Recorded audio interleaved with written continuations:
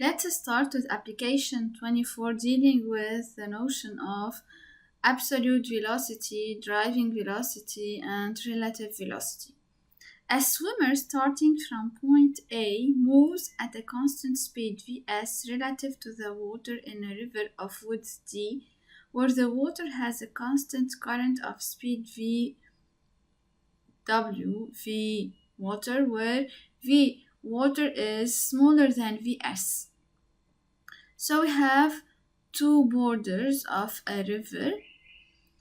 We have a swimmer at A. He can move with a constant speed Vs relative to the water. Here Vs is a relative speed. It's the speed of the swimmer relative to water. So let's note as Vs, it's the speed of the swimmer Vs relative to water. But to reduce this writing, we can just write Vs instead of Vs with respect to water. Okay, so V water is Vw.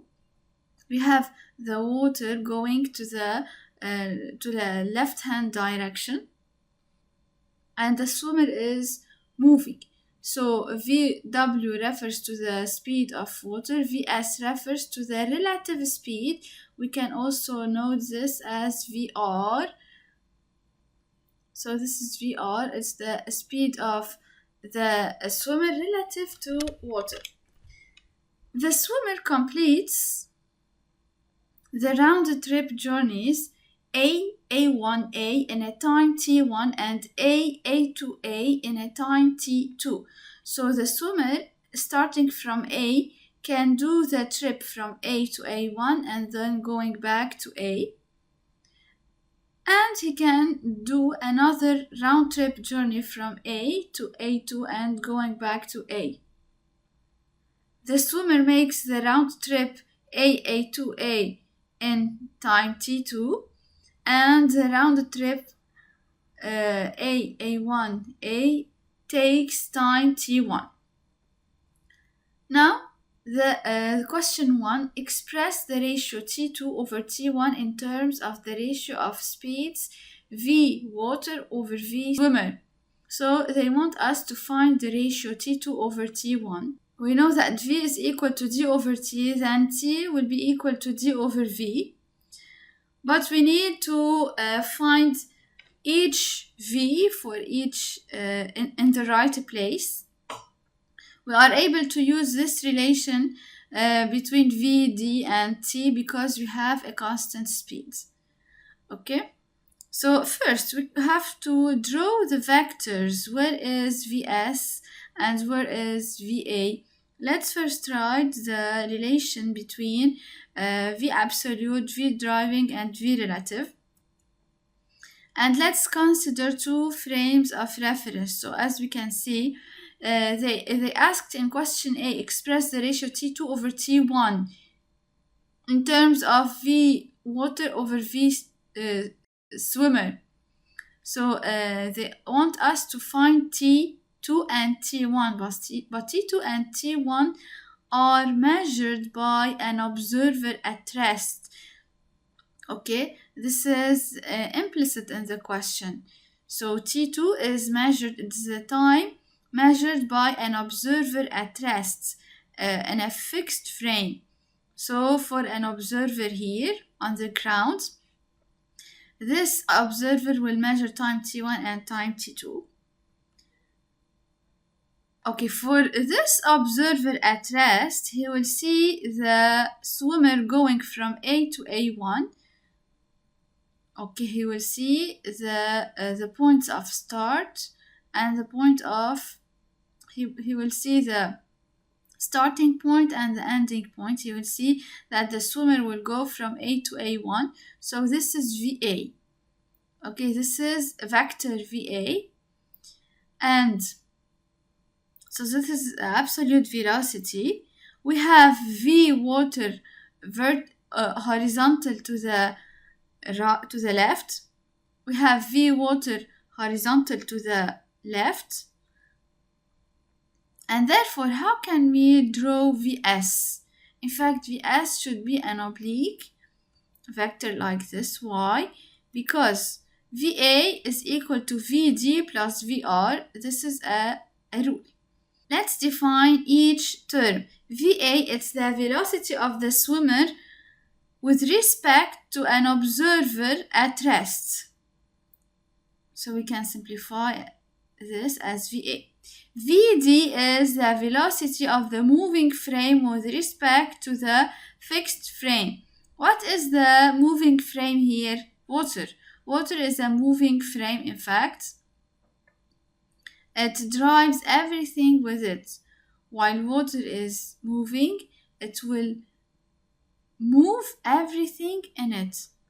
So everything found in the water will make the same motion as water. So this is VD. It's the velocity of the moving frame with respect to the fixed frame. We can simply replace V moving over fixed as V water plus V relative. It's the velocity of the swimmer with respect to the moving frame. So it's the velocity of S with respect to water. So it's Vs, simply Vs, as defined in the given.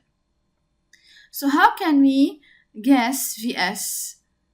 So we want to have a vertical vector like this, VA, while V water is horizontal to the left. So Vs should be equal to VA minus V water, and so this means that Vs cannot be drawn in a different way than this, okay, while going from A to A1. So drawing the vectors is very important in solving the question, because now we want to find T. So to find T, we know the distance and we have to know VA. We can write in this right triangle that Vs squared is equal to V water squared plus VA squared, and this means that VA, we need to find VA. So VA is equal to the radical of Vs squared minus V water squared. And therefore, for the round trip time A1, T1, it will be equal to 2 times the time from A to A1. Okay. So what is T here? T will be equal to the distance over VA, where VA is equal to the radical of Vs squared minus V water squared. So this is for T1. We'll find the same thing for the rounded trip A2, A. So here, time T2 will be equal to the time taken by the swimmer to go from A to A2, and then the time taken by the swimmer to go from A2 to A. So each T will be equal to the distance over the magnitude of the velocity, and this time should be a positive value. So we have to consider the absolute value of D over VA.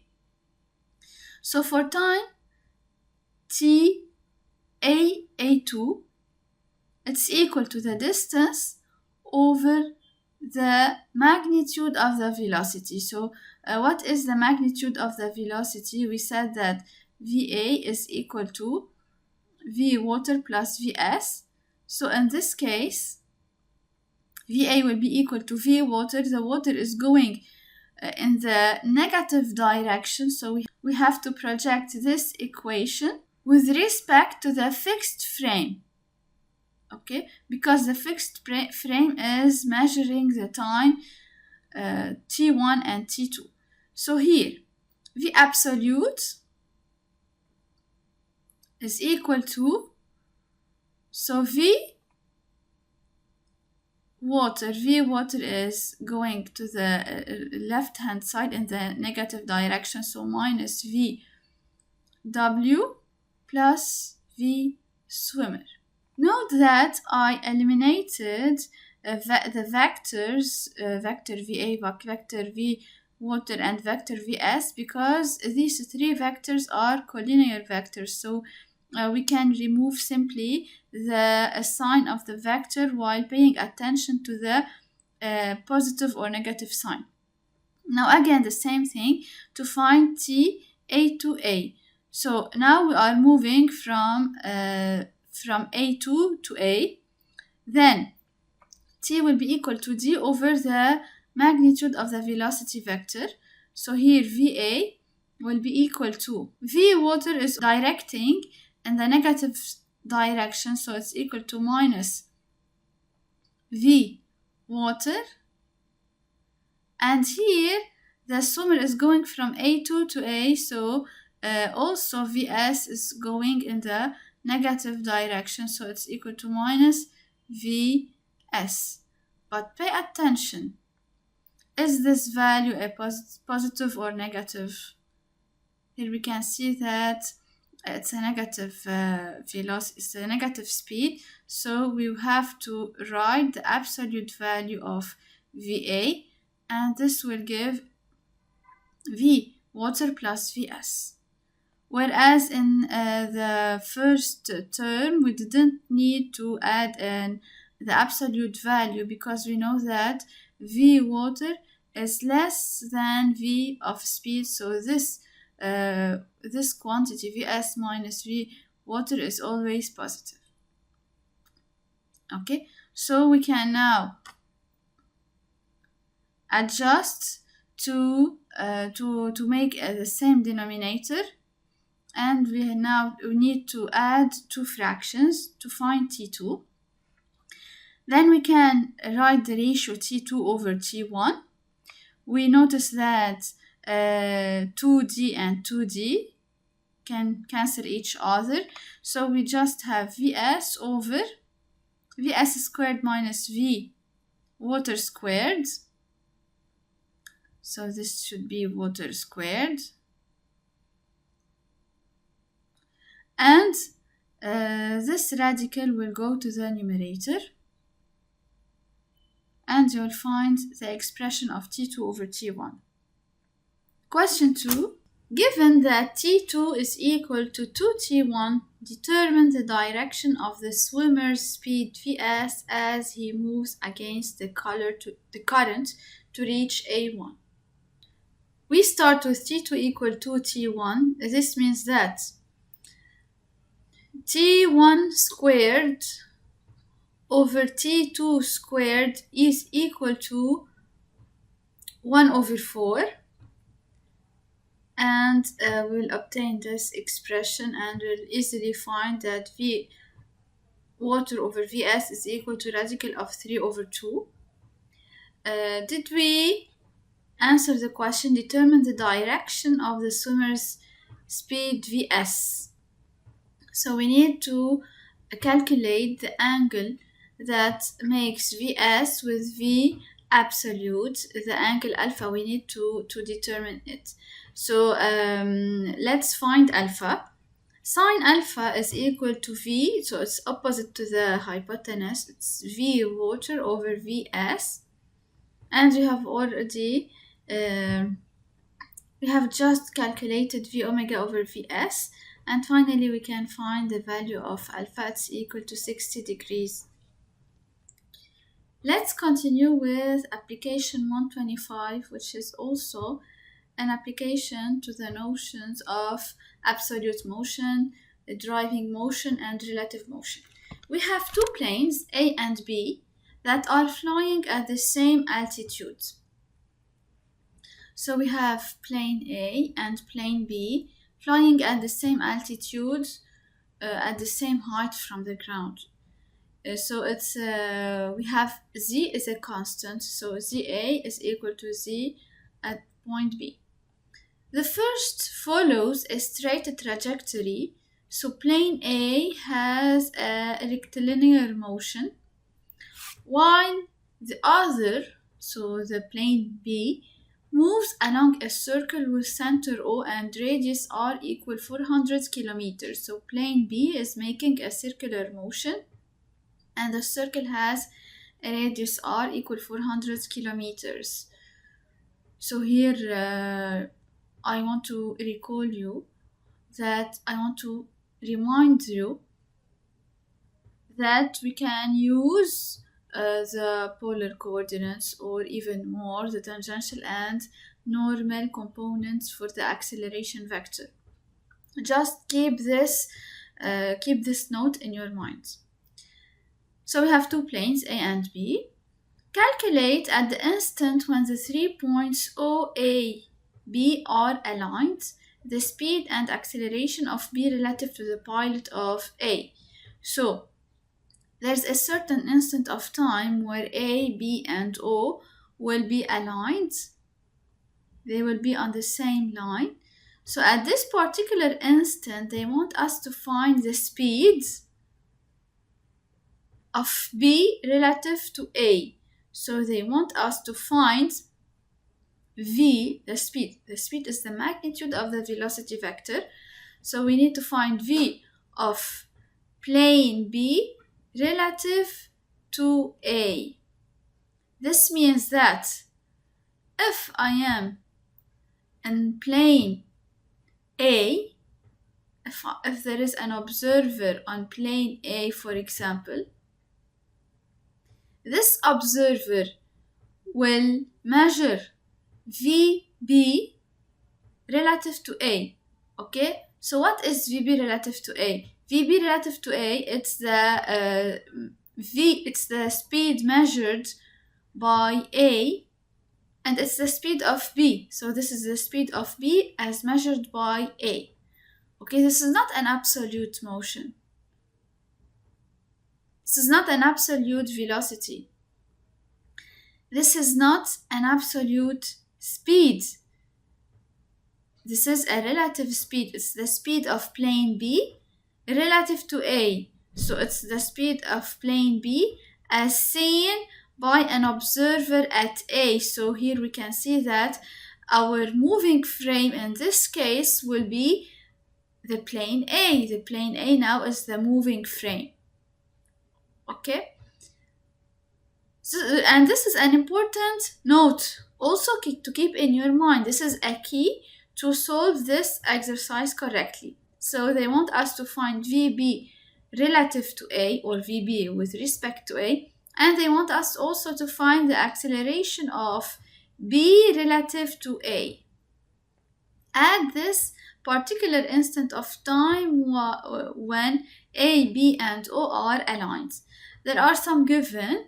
At this particular instant of time, we have VA, we have the values of VA and VB in kilometers per hour. We also have the acceleration of plane A, and we have ABT. When they give us these values, we can directly deduce that these are absolute values. They correspond to the absolute values. So VA with respect to a fixed frame. So VA as seen by an observer at rest. Also VB is an absolute speed here. A is an absolute acceleration, and also AB is an absolute acceleration. So let's find VB with respect to A and AB with respect to A. So we have all the absolute speeds and acceleration. How can we deduce from the absolute speeds and acceleration the relative speeds and acceleration? So let's write the relation between the absolute velocity and the relative velocity. And so we need to pay attention to the definition. VA, VD, and VR. What is VR? VR here should be VB with respect to A. So it should be VB with respect to A. So by definition, VR is the velocity of the object with respect to a moving frame. So our moving frame is A, and this is VD. So VA is the absolute velocity of point B for an observer at rest. Vd is the velocity of plane A for an observer at rest also, and Vr is the velocity of B for an observer at A. Okay, now we want to find Vb with respect to A. We need to find this quantity. So Vb with respect to A is equal to Vb for a fixed observer minus Va for a fixed observer. So these two here are the absolute velocities. Therefore, we can directly write that Vb over A is Vb minus Va. So our driving motion is plane A. Let's see the unit vectors. Let's consider first the Cartesian coordinates. Why am I using the Cartesian coordinates? Because they want us to find the speed and acceleration at a very particular instant of time. At a very particular instant of time, we said that here we have a circular motion. The normal unit vector should be directed toward the center of the circle, and tau is a tangent unit vector in the direction of motion. It's perpendicular to the normal unit vector, but please note here that n and tau are similar to I and j for this particular instant of time where A, B, and O are aligned. So let's simplify our image. So instead of taking n, it's also I, and instead of taking tau, it's also y. Okay, it's also the unit vector j. So you can talk about V and VA. You can express them in terms of n and tau, and you can also express them in terms of I and j. This is the same thing. Vb over A is equal to Vb minus Va. First, let's write the components along I and then write the components along J. So the components along I are Vbx minus Vax. Note that both the planes are moving in the positive y direction. So we don't have any component along the x-axis.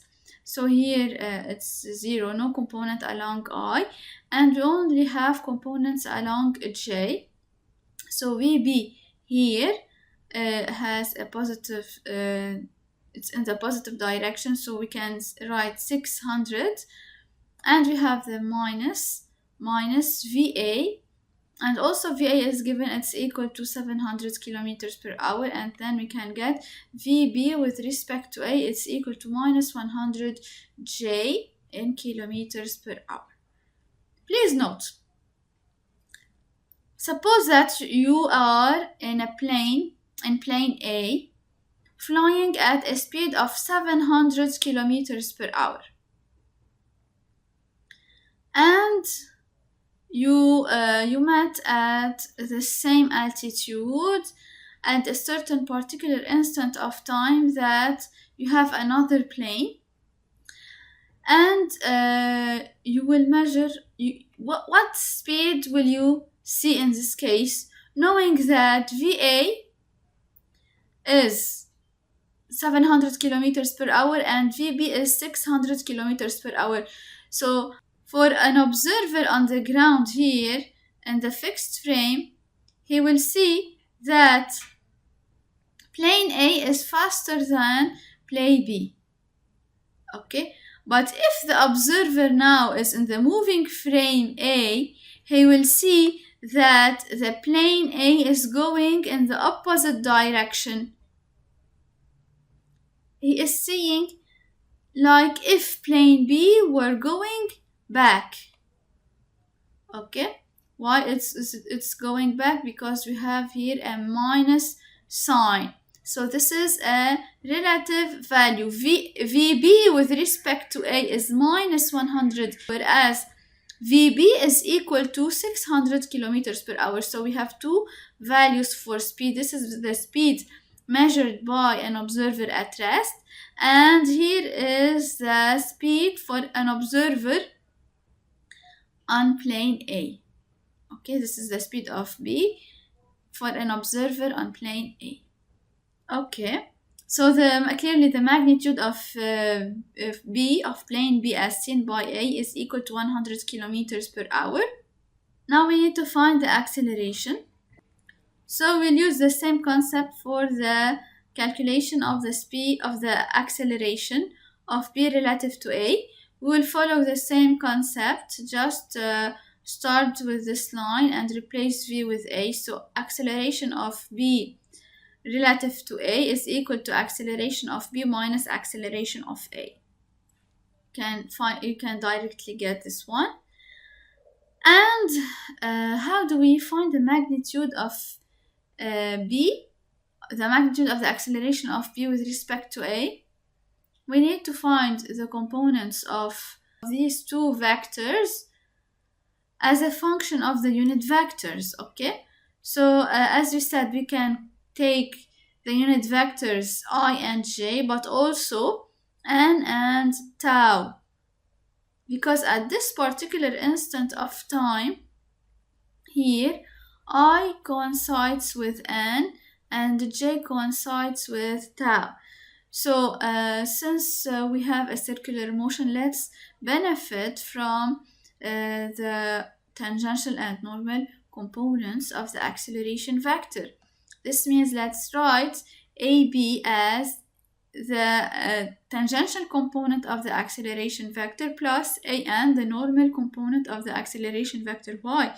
Because it's very easy to find AN and AT. AN is simply V2 over R, and AT is given. To find the acceleration of A, it can be written as AT plus AN. But since we don't have any circular motion for plane B, then AN is 0. Okay, because AN happens along the normal unit vector, and here we don't have a circular motion, so the acceleration is equal to only the tangential acceleration. And AT and AN. So AN is equal to V2 over R along I or along N, and ATB. ATB is given. ABT is given, so it's the tangential acceleration of B.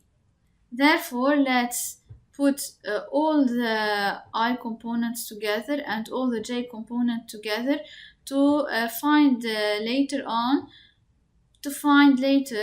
the magnitude of the acceleration AB with respect to A. So everything is given. We have VB, we have VA. Here all the speeds are given in kilometers per hour. So let's keep the unit kilometers per hour and respect finally the unit of the acceleration. It should be in kilometer per hour squared. We need also to find the direction of the acceleration of B with respect to A. So let's find the angle between the acceleration vector and I. So we will use directly tangent alpha. It's equal to minus 150 over 900. And you will obtain alpha is equal to minus 9.4 degree. We can notice that alpha has a negative value. Why? Because in fact the conventional positive value for the angle of rotation is given in the counterclockwise direction. Here we have a negative angle, so the angle moves in the clockwise direction. So here we have alpha.